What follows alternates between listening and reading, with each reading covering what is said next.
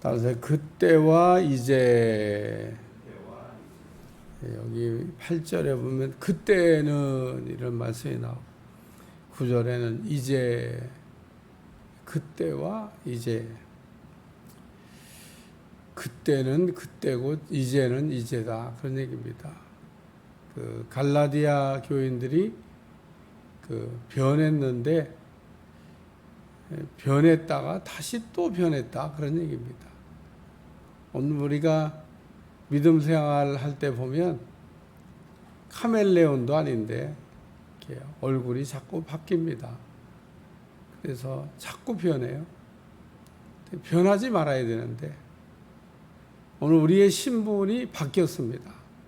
종에서 자녀로 신분이 바뀌었습니다.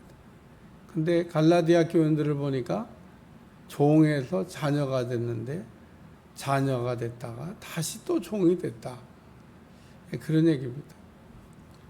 우리가 그렇게 안 한 것 같아도 이스라엘 백성들을 볼 때도 그렇고 우리를 볼 때도 그렇습니다. 이스라엘 백성들이 애굽에서 이렇게 나와가지고 계속 광야를 걸어가면서 동경하던 게 뭐냐면, 한번 따라하세요. 애굽이 좋았는데. 이게 말이 안 되는 얘기를 이스라엘 백성들이 해요. 애굽이 좋긴 뭘 애굽이 좋아요. 첫째, 애굽이 나쁜 거는 자유가 없어요. 자유가 없다가 자유를 얻었는데, 아니 세상에 그거보다 더 좋은 게 어디 있어요. 거긴 종이라니까, 종. 애굽에서는 종살이 했잖아요. 광야로 나왔습니다. 이제 종이 아니에요. 하나님의 자녀가 되고 자유를 얻은 겁니다. 아니 얼마나 더 좋아. 근데 이스라엘 백성들이 광야로 나와가지고 광야길을 걸어가면서 계속 애굽이 좋았는데, 그래서 애굽을 동경합니다.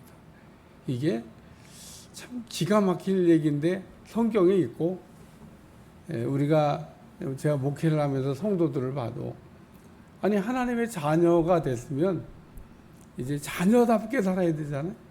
그리고 자녀의 그것을 누려도 됩니다. 왜? 자녀니까. 예를 들면 하나님을 아바 아버지라 이렇게 부르고 하나님 아버지 이렇게 부르면서 살아야 되는데, 하나님 아버지 부를 생각은 안 하고 나는 종이다, 그렇게 생각하고 종처럼 이렇게 사는 사람이 있습니다. 마귀가 제일 좋아해요. 그런 사람을 마귀가 제일 좋아해요. 왜 좋아하냐면 가끔 놀기 좋으니까.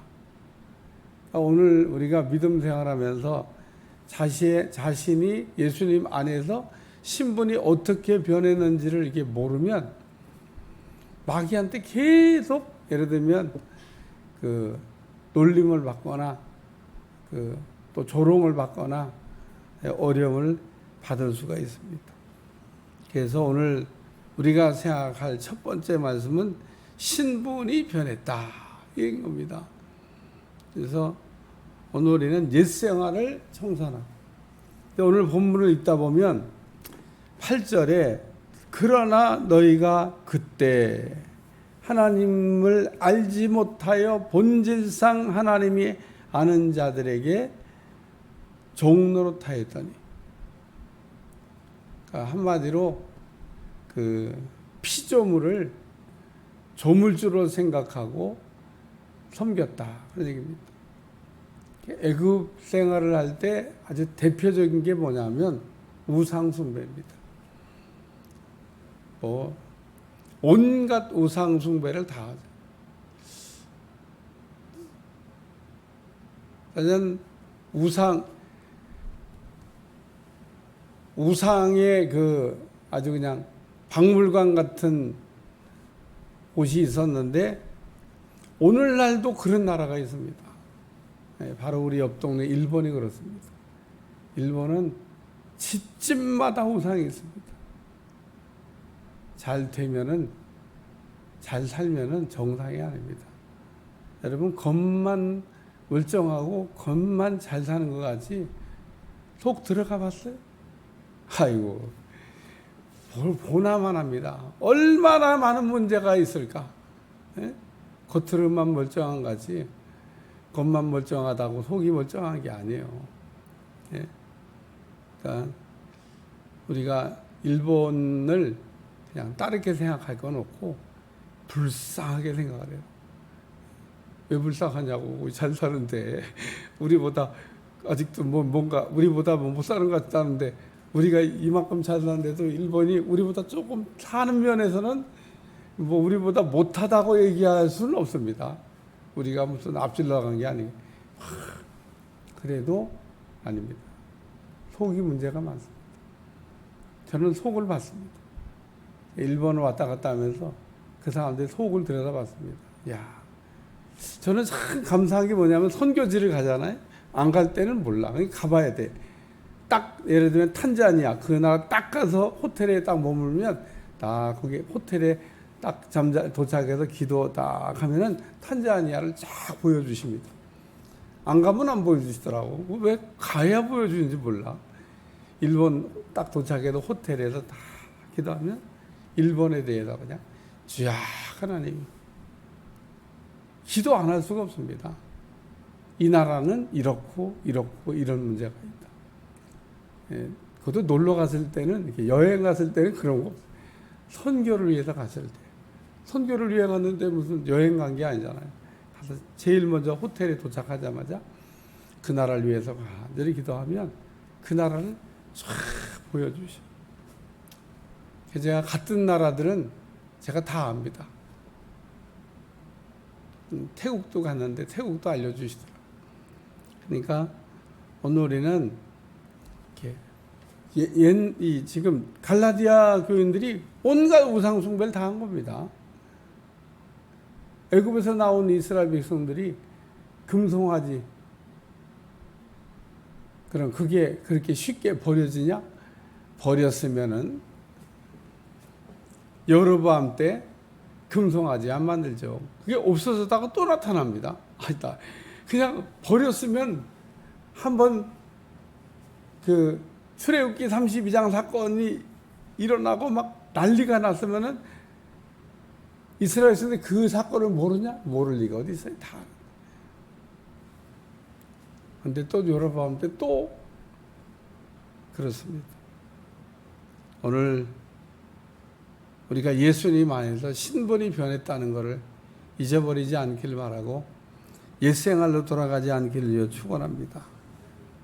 두 번째는 이제는 너희가 하나님을 알 뿐 아니라 위에는 몰라요. 위에는 8절에는 몰라가지고 옛생활을 한 거고 그러니까 예수님을 만났는데 그냥 옛생활을 하고 있는 겁니다. 밑에 9절은 이제는 너희가 하나님을 알 뿐 아니라 더욱이 하나님이 아신 바 되었거늘 어찌하여 다시 악하고 천박한 초등함으로 돌아가 다시 그들에게 종노릇하려고 알았지 않냐는 겁니다. 하나님 자녀가 되자 어저께 하나님의 자녀가 되고 하나님의 유업을 물려받을 자가 됐지 않냐 이러고 얘기하고 있습니다.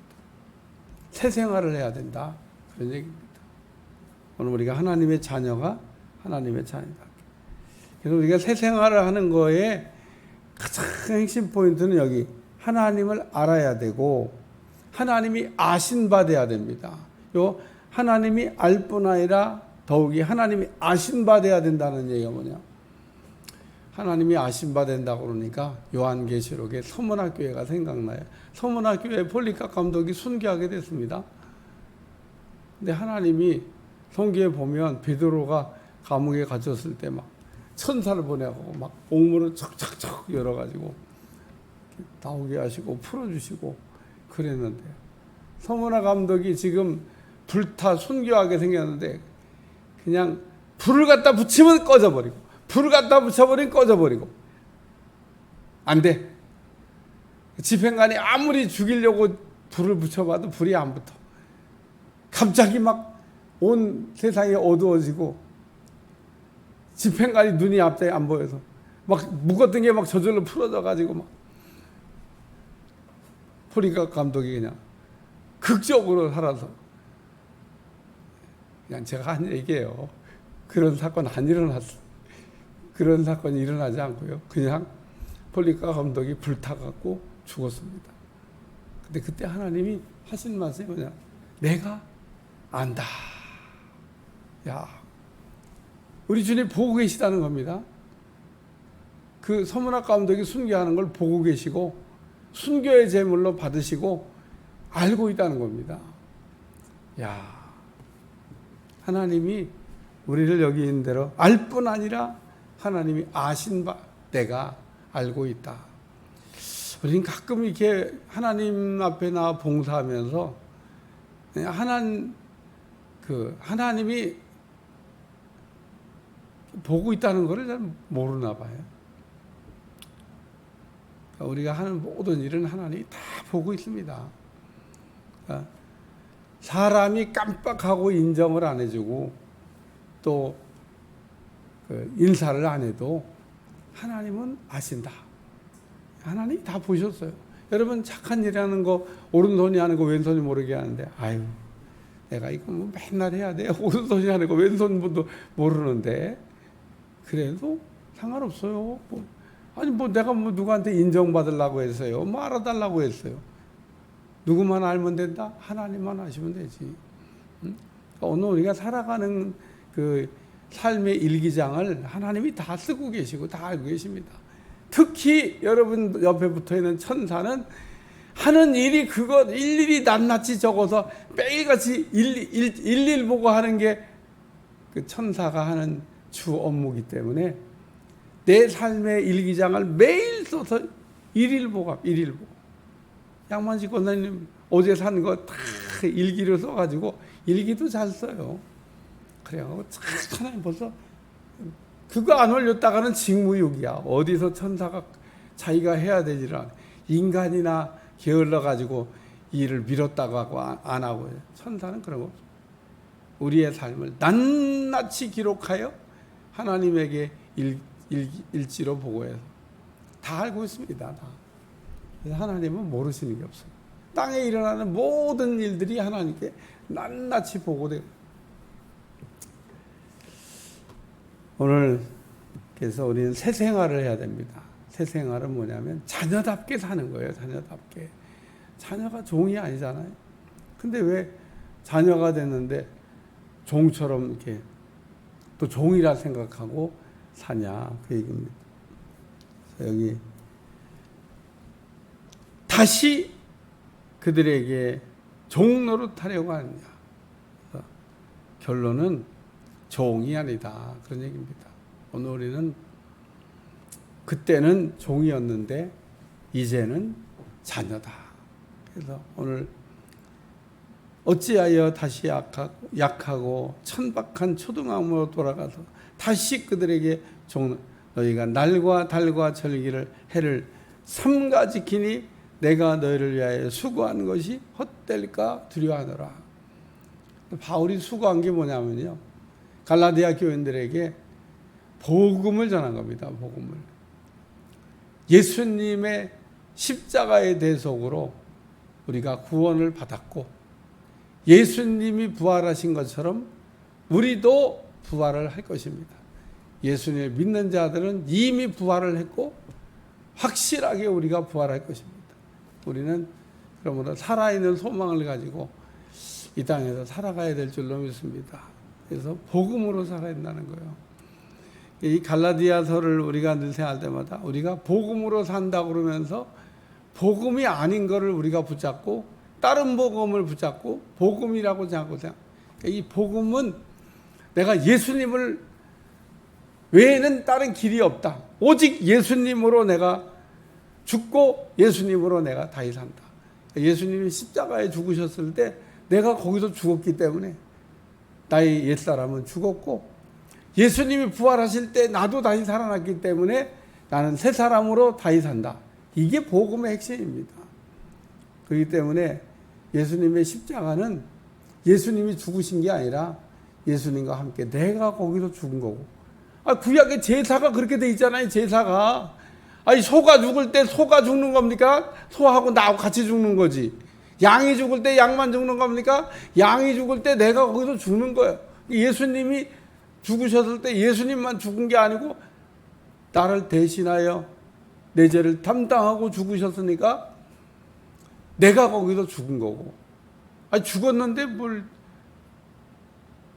살아있는 것처럼 얘기해. 나는 그래서 십자가에서 예수처럼 죽었고, 그래, 죽어야 됩니다. 죽어야 돼.